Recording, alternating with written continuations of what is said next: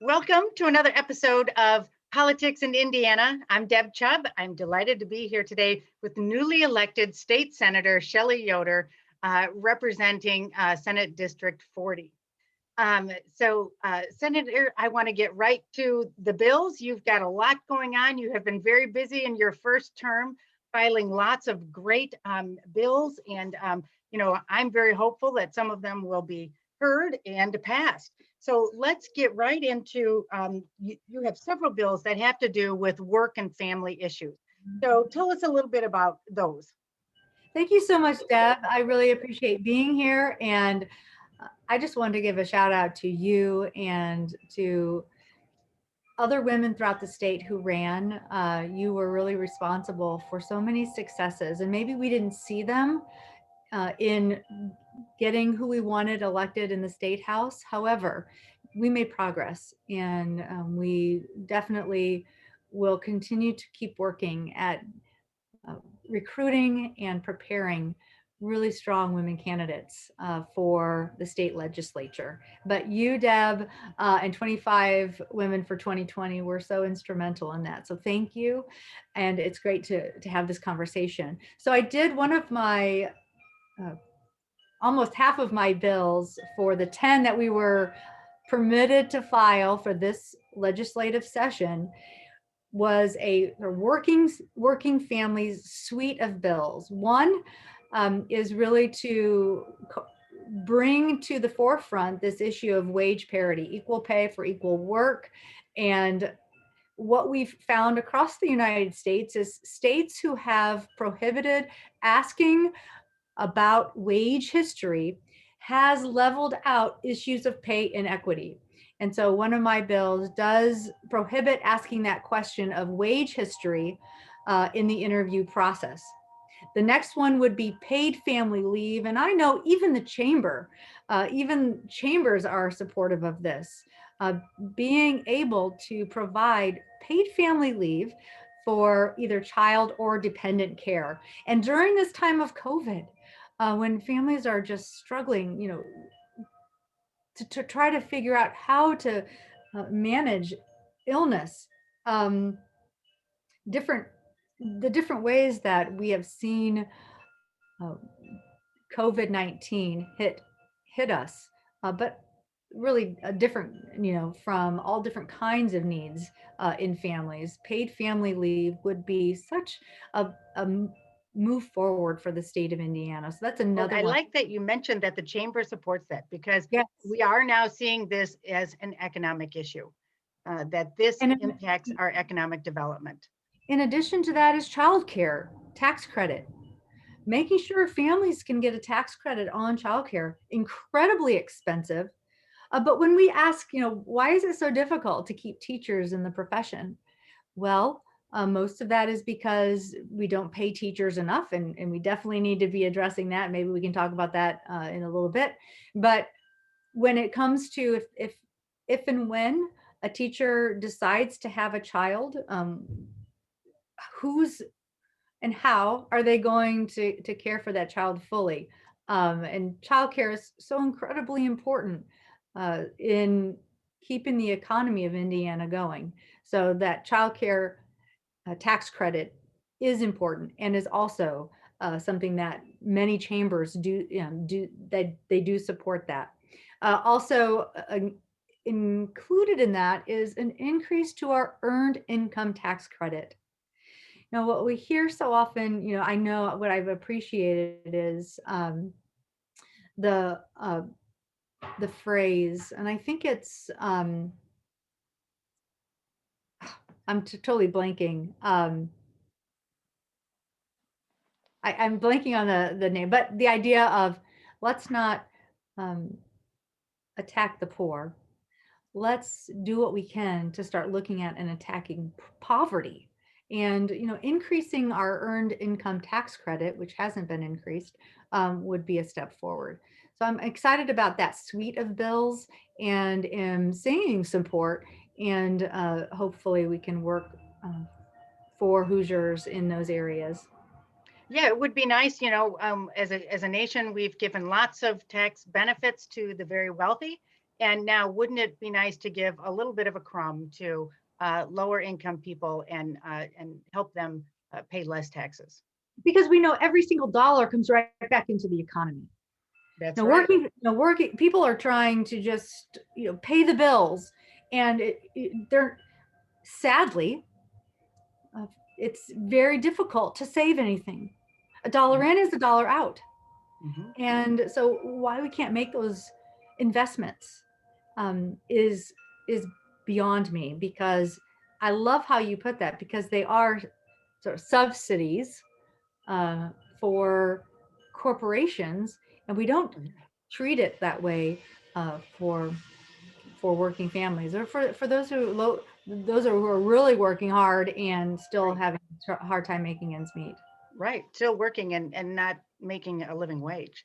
So yeah, Absolutely. and that's true. I mean, this whole time, this whole economy, that got, devastated by COVID-19, the goal has to be to get cash moving through the system, Mhm. right? So you have to get cash in the hands of consumers, which drive the economy. And at every stage where they spend that money, that means someone's keeping a job. That means payroll taxes are being collected, sales taxes are being collected, and it's a circular system. And then that money comes back. So it comes back to the government. So it makes so much sense to put more spendable cash in the hands of consumers, instead of corporations who really just tuck it away as equity. So I think that's a terrific bill, and I really hope that gets going. So you also have, there's one more in this suite that you mentioned, and that is a work share Yeah. bill. And tell me about that. So that is a bill that is also supported by many employers, and both working families and um, people who have small businesses, big businesses, and many different neighboring states have this. And WorkShare is being able to keep and retain your talent, your employees, even though you're not able maybe to pay them the hours that you had them on initially. So you would have to come up with a plan, submit that plan, and there would have to be a reason. Like in this case, if we had work share in Indiana last year, employers could say, I cannot actually keep you on for the full 40 hours. I can pay you one third of that. And then the remaining would come out of unemployment, versus the this or that employers and employees are looking at. It's so incredibly expensive for employers to find new talent and to train, but a work share program would allow some more flexibility there. And it has been before the legislature in years past, and labor is supportive of this. So I think this is bipartisan, and I think this is a bill that could really move Indiana forward when it comes to uh, the way that we do business. That's great. I'm so proud of your leadership. And these are all bills that are going to help families and help people stay employed, help them, stay above the poverty level. So these are really such practical, needed bills. So you're just awesome. So all right, and so now you have a couple of environmental bills that I want to talk about too. And one of them, I think, I tried reading them, and oh my gosh. Okay. One I think is net metering, an expansion of net metering. I don't know if that's correct, or maybe a repeal of that last bill that got rid of all the net metering. I'm not sure. So explain that one for us. So the net metering distributed generation that I have submitted would extend net metering for 5 years.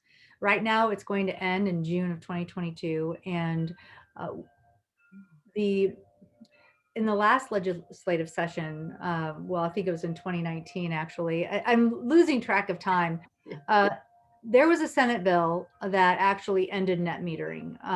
It would put an end to net metering, but that wasn't supposed to be the end of the conversation. It was really a stopgap measure to allow time to look at what we need to do in Indiana when it comes to energy. And there was a task force that was put into place, and they made some recommendations. The 21st Century Task Force put together some recommendations that was released in, I believe, maybe late October, early November. One of those recommendations, sadly, was we need to take a closer look at distributive energies and net metering. So nothing was decided. And they, one of the recommendations is that another task force, like a 21st Century Task Force report 2.0, would be issued by December 2022. Well, net metering is going to end before then. And Hoosiers deserve to have, we need to be able to expand net metering and have more people be able to have the benefits of solar. This is an economic engine for Indiana, and also to confront, to mitigate, and to adapt to this climate crisis. But my bill would extend net metering for 5 years to make room for this very comprehensive report that's supposed to come out, that we want it to come out, and as well as expand net metering for customers. So that last year we tried to repeal 309, and that just didn't go anywhere. So we're hoping just to extend it and getting some bipartisanship there. Well, that's incredible. The solar industry is ready to take off in Indiana. It's doing well. I sit on a school board, and we put in solar panels all over the place. We had to rush to get it in before the end of the year. I don't know which year, so that we could then recoup our expenses over time. And so it made it a feasible investment for a large school corporation. So if you imagine that more and more school corporations, large industries move to solar, that's what supports the reduction of burning coal. And so that's where we need to get. I was actually just on a great Zoom event yesterday put on by Hoosier Environmental Council, and it was all about what are we going to do with all of the legacy of our coal burning, which is lagoons full of coal ash all over the state. In fact, Indiana has more coal ash lagoons than any other state in the country. And we have to clean all this up because that poisonous coal ash is sitting in lagoons that are unlined. So all of those carcinogens, I mean, lead, arsenic, and a whole list of other poisonous toxins are seeping into the ground, into drinking water. They are all situated near waterways. That's where, coal burning plants are. They're all on rivers. Ours is by Lake Michigan, right? And the coal ash lagoons are butted right up against the lake where the levels are rising. This is becoming more and more urgent. And of course, that coal ash, when it dries and flies around, and people breathe it. And unfortunately, the lower income neighborhoods and neighborhoods where people of color live are way more impacted than just regular neighborhoods. And so somebody has to, pick up the charge and take this and make this happen. So what you're doing doesn't sound like it's totally connected to that last statement, but it really is. These things are all driving this move away from burning coal, from creating all of this poisonous coal ash that is poisoning our lower income neighborhoods and everyone else, and our drinking water. So these are such important steps that you're taking. So well, there's one more bill that actually is even, both the extension of net metering does as well, but I also have updating the drainage code bill, because we have not updated that drainage code, and county surveyors need to be authorized in order to respond to different drainage approaches that maybe they need to respond to a public health crisis. Maybe it's an environmental crisis. Maybe it's flooding. But right now it doesn't reflect that. And so I'm trying to move, and that has bipartisan support as well. I am hopeful to join with Senator Cook, who my district is just Monroe County, but not all of Monroe County. And the few little areas of Monroe County that aren't in my district, I share with Senator Cook. And he's put forth a bill to create a task force to look at wastewater, how we're going to do that in Indiana. And I look forward, I told him I want to work with you on that, and hopefully we can have a more comprehensive solution and look at how we are addressing wastewater in Indiana. Yeah, septics are an issue all over. They're kind of this hidden source of pollution, and they're governed mostly by the county health department. And so, and of course, as many of our government agencies these days are understaffed, underfunded, and they're not properly inspected, not properly maintained, and this is really going to end up causing lots of bacterial problems for waterways. So another awesome bill. I want to take a minute to ask you, I meant to ask you in the beginning, I forgot, about the state of the State House. In light of all that's happened at the national, the national Capitol, and where legislators are on edge with good reason because of what's happened. And now there's all kinds of talk about these kinds of things happening at the state levels. How are you feeling about the security there at the State House? I mean, and the safety both from violent protesters, but also from COVID and other health problems. That is a big question. And I know that there are measures to increase safety at the State House. There have been threats on the State House. There is some planned protesting that will be going on. And I think protesting is part of our, constitutional rights. So there's nothing there. That's good. Protest. But what we saw in the Capitol, that's not protest. That's insurrection. And we just want to make sure that people are prepared and doing all that we can. So that we're protecting people's lives and property. I mean, I hate to put people's lives, because it's really people's lives, making sure that people are protected. But when it comes to the mask mandate, it's not really so much enforced at the State House. And I have appreciated my colleagues.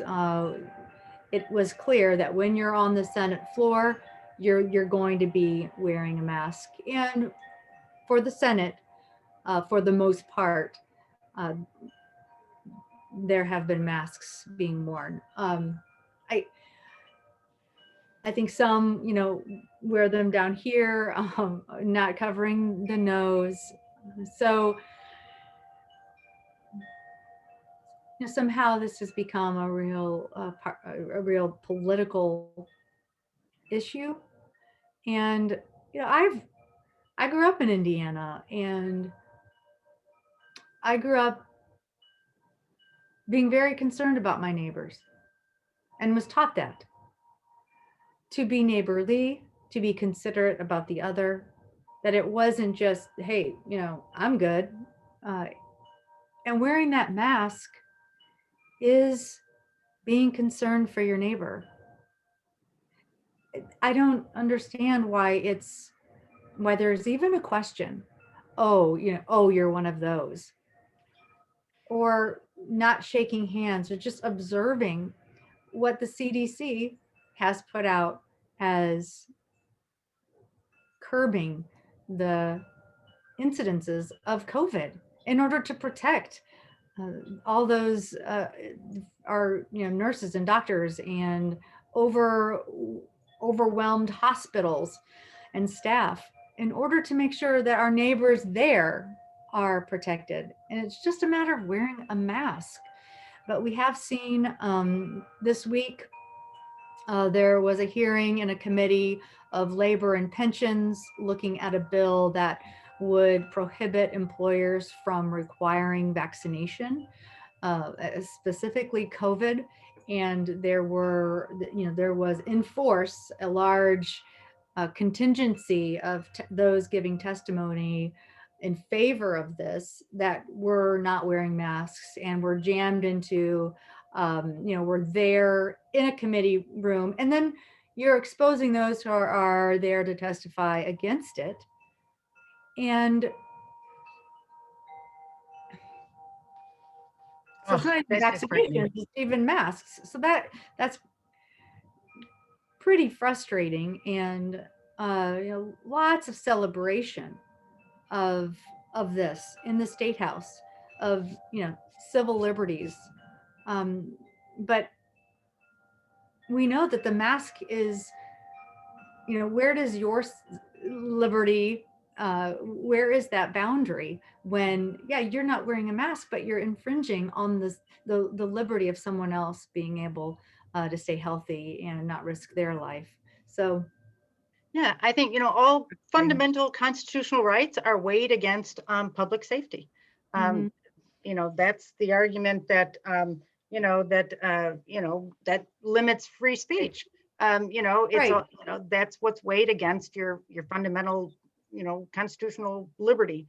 So, and it is frustrating, and what a frustrating bill. I mean, I worked in early childhood for many years, and of course we were required to have TB screens. We were required to be vaccinated for Hep B and Hep A, because we would expose people.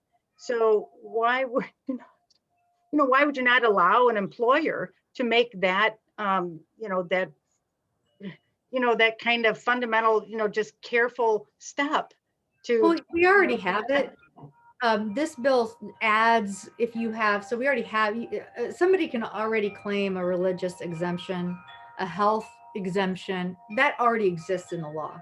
What this does is creates a new, it adds, if you have a conscientious objection to receiving the vaccination. So, that adds some complexity to, well, what that means, and is it, you know, is it necessary? So those protections for individual religious liberties is Yeah, already to be clear. yeah, absolutely. Yeah. Anyway, so well, I applaud you for sticking it out there, trying to work through this, and being so committed to doing your job when people are making it really dangerous to do it. I just So want to just reiterate though that it is quiet and people can still give testimony. It does look a little bit different, mhm. and um, I just see the added steps that staff, their employees at the State House are going in between every single person giving testimony, cleaning up the space. Oh Not wow. everyone is in that room. They're having to wait outside, then they call you in and they clean it all up. They wipe it all down. You sit down, you can wear your mask or not when you're giving the testimony. Personally, I don't understand why you take off your mask. We can hear you, you're mic'd. So if you want to keep it on, that's okay too. Some people choose to take it off, but they do clean it up and keep you physically distanced apart as you wait to come in and give testimony. So you still have that ability, but it's, it's just trying to manage a lot of different Yeah, it's a brand new world. things. Yeah. So, but on that same theme, of the bills that we talked about, are there committee hearings coming up that that you would love people to tune into and provide testimony? And I don't think they give the committee hearing dates and like for the week until like the Monday. Is that I right? know. So, just FYI, this isn't about the bills that I just talked about, but I'm also in the minority in the Senate. The majority on next week, we will have our first environmental affairs committee meeting, and one of the bills that we will be looking at is removing wetland protections over some of the current protections in the state of Indiana. I want everybody to, to definitely check this out. Let me get the exact bill number. For some reason, it just slipped my mind. I want to make sure people have that and can call their representatives and make sure, let's see here. It is SB 389. SB 389, terrific. And It's so, it's and being Mhm. It's that a will be heard at Environmental Affairs, when? Monday morning. Monday Oh, morning. wait a minute. It'll have to be Tuesday. I'm sorry, not Tuesday afternoon. I have to get my own um Oh yeah, that's a holiday Monday. yes, I know. So now I'm like I have to see when it's going to be heard. Yes. So And people can go to iga.gov and they can watch live stream of yes. those committee hearings as well. Mhm. So I certainly encourage people to do that if you're not if you're not up to going to the State House or the Government Center to testify. Mhm. So We Indiana used to have a lot of northern Indiana, a lot of wetland. Um, mhm. I read in a history book in Indiana. I have to find out where this was, and we can talk about this at another time. But it just mentioned how you used to be able to take a canoe across the entire uh, width of the state of Indiana in the northern part, going from wetland to wetland to wetland, creeks, rivers, to Chicago. Interesting. Yeah. So, well, yeah, that would be the Calumet River, probably. And I will tell you, been involved with a lot of environmental stuff up here, and there has been a lot of good cleanup along the Calumet. The Grand Cal has undergone terrific restoration work, mostly by the Nature Conservancy, and other groups are working on the East Branch and the West Branch of the Calumet River. So it's going okay, but I will tell you, the Grand Cal uh, it was really it was, I think, the most polluted waterway in America some Mm. time ago before this restoration. Yeah, it was really, really bad. And 90% of the flow was made up of discharge from industry. So, so it was a very, Indiana waterways have undergone terrible, terrible, terrible violations. Well, our wetlands play an important part um, in just making our water, sort of cleaning our water naturally. Absolutely. And we already are down to 68% of Indiana's water being drinkable. That's not, um, Wow. you know, that's salvageable. And so our wetlands are a part of that. And we certainly don't need to deregulate any more of them. And so this SB 389 has the potential to do that. So that's going to be next week, and I would love to give people a shout out to take a look at it. Okay, yeah, we'll be there. Okay, so we're running out of time. I know you're very busy and you've got to go. So I do like to ask though, before I go, any just parting words of wisdom for us? I appreciate the work that throughout the state of Indiana we're doing. We're certainly in interesting times, and when we're looking at in this current session, writing the budget for the next 2 years, as well as redrawing the districts in our state, it's hard to get involved, and it's easy to feel like uh, the process doesn't include you, but we desperately need the voices of each and every resident who calls Indiana home, to make that connection to their representative or senator, just to say, what you are concerned about. It doesn't have to be fancy. It doesn't have to sound like you know everything about everything. What is important to you, whether it's, I just want my vote, I want to be able to vote safely. I really appreciated being able to vote by mail during the primary, and I would like to see that continue. Or maybe it's, you care about environmental issues, or you care about public education, or you care about doing all that we can to make sure that we're addressing poverty but not attacking the poor. If these things are important to you, find ways of getting involved. You can leave messages in social media, uh, phone calls, letters. You can actually come to the State House and supply testimony. But we need an engaged citizenry, And I think what chaos does and what feeling overwhelmed by the political process does, it disenfranchises people. It makes you feel like your voice doesn't matter, but it matters now more than ever. So don't give up, keep sticking with it, and know that your voice does matter. And we can't lose sight of that, because if we lose that sense of democracy, we'll certainly lose our way. If we, we just can't lose our way. We have to cling to that. And that takes everybody's involvement. Well, again, thank you. And thank you for being just an outstanding leader in Indiana. I so look forward to watching you do great things. I just know you will. So, all right, so we'll be signing off. And so, see you next time. I hope you'll come back and we can do this again. There's lots more to talk about. So much to talk about. Thanks so much, Deb, for all your service to the state. Oh, you're welcome.